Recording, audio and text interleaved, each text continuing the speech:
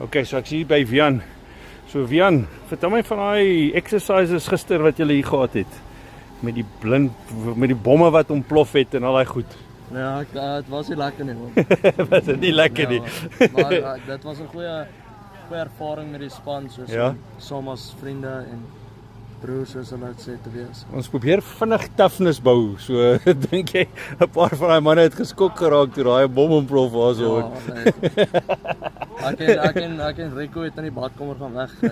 En toe breek hulle die deur af. En die drill kon julle dis bietjie moeilik. Ja, dis moeilik. So klomp meisies is bietjie beter as julle met die drill werk. Okay, nee, 100%. En hoe was hierdie ervaring hier op hierdie snaakse spinning pitch hierso? Nee, dit was staf, dit soos ons van Pretoria het nie gewoond aan dit nie. Ja. Anders draai meer en daar stadiger en laag.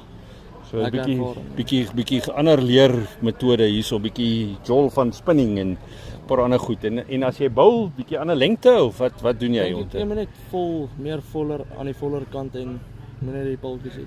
Okay. Maar good luck vir julle toernooi man. Ek hoop julle doen goed. Enjoy. Have a lekker one. Cheers hoor. Bye.